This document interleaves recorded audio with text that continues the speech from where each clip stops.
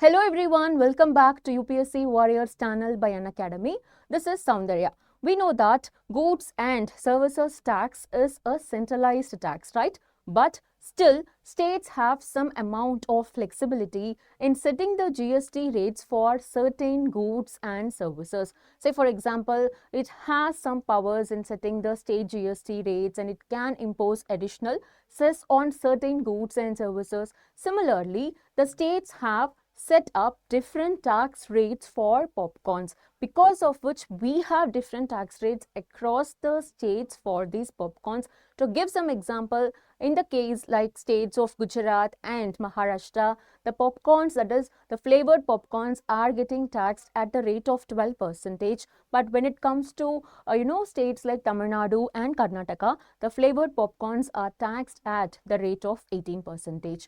Adding to this confusion, the recent move made by the government after the GST Council has sparked widespread debate across the social media platforms, triggering n number of memes. So what was the move made by the government? Government has now come up with a differential tax rates for the different flavors of the popcorn, starting from the plain popcorn, which is not branded, to get taxed at 5%, and the branded popcorn is now going to get taxed at 12%, and the caramel popcorn, that is which is having the sweet flavor, is going to now get taxed at 18%. So this is something which is going to increase the price rate of the popcorns, especially if it is going to get taxed at the rate of 18% across the country. So why it is so? Why the government wants to do that? How the government is going to justify this? So we will discuss everything shortly. Before moving on, let's have a quick look at the existing GST tax structures.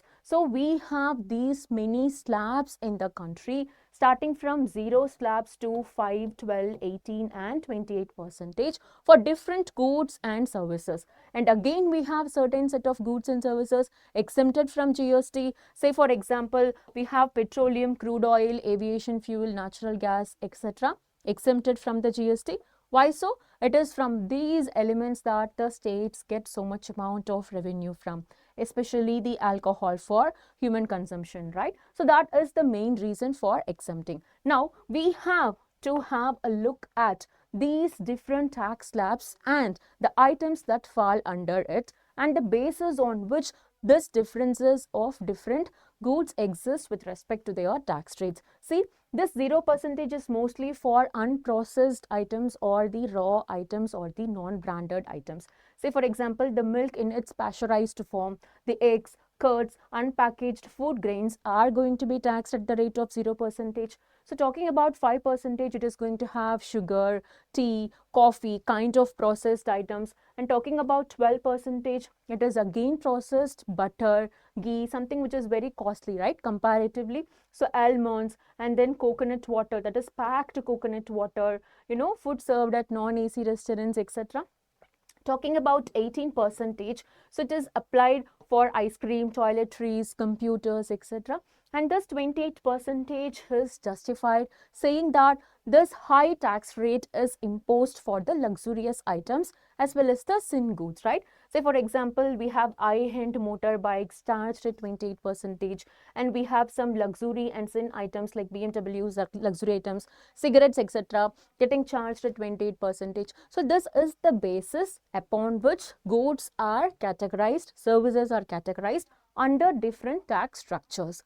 Now, how can we justify, the popcorn to get taxed at 3 different rates? That is, some popcorns at 5%, some at 12%, and some at 18%. Let's try to understand the justification given by the government. But before moving on, I would like to clarify one thing, that this is something which is not new. Okay, so we also have certain items of the same origin to get taxed at different rates based on the level of processing that it involves and based on the people who are consuming it, right? So to give some example, we have the example of milk, we have the examples of parathas and rotis, and we also have the examples of rice items also, about which we will be dealing with shortly. See, if you take the milk in its pasteurized form, that is curds and lassi, even curds and lassi, it is starch nil, 0%. But the same milk with yogurt or cream, it is charged at 5%, and if it is in condensed form, it is 12%, and then dairy machinery, it is 18%. Now, let's try to understand what happened with parathas and rotis. So, in the year 2022, this was in news. Why? Because people claimed that although the parathas and rotis are made from same bread, we are charging it with different tax rates. So, how it was justified? It was justified saying that although they are made from same bread, parathas will take extra time for cooking. Okay, so it is not ready to eat. It is not raw. Okay, so it is not ready to eat, and it will take 3 to 4 minutes of cooking time period as compared with roti, which will not take that much time and efforts. So it was justified that roti will be charged at the rate of 5% and parathas at the rate of 18%. Now, what the government wants to say to justify this particular move? The government says that certain popcorns which are salted, are charged at the rate of, taxed at the rate of 5%. It also includes some caramelized popcorn which is being sold as what? Namkeen, that is mixtures, right, which will come in the raw form, which will not be packaged and sold in loose, etc. So that type of popcorns is charged at 5%. Clear?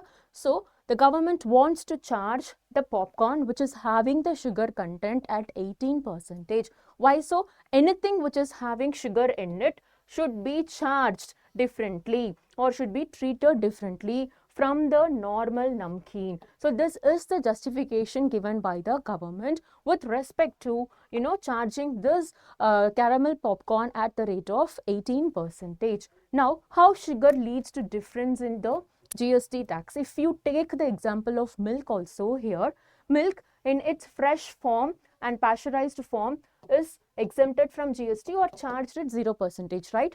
But if the milk is added with a sweetener or a cream, see here we will take this example where we can find the skimmed milk powder or even the milk food that we give for babies falling under 5% GST tax slab. Why so? It is because it is containing concentrated or added sugar or other sweetening ingredient present in it, right? So if you take the example of condensed milk also, it is charged at the rate of 12% because anything that is going to have sweet content in it, even the beverages containing milk, will attract the higher tax rate of 12%. So this is the existing mechanism on the basis of which the government wants to justify this particular tax rates, initiative. And in addition to that, the government also wanted to highlight that this particular rice, that is puffed, flattened or beaten rice,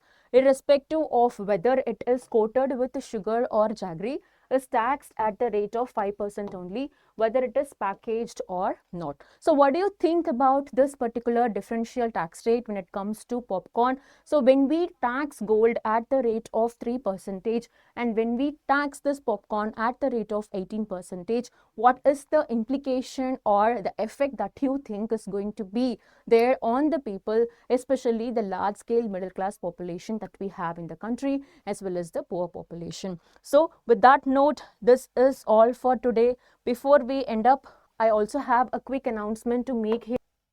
The UPSC CSE subscription is available with flat 50% offer, where you will be also getting free extensions to all the courses on the Unacademy Plus platform.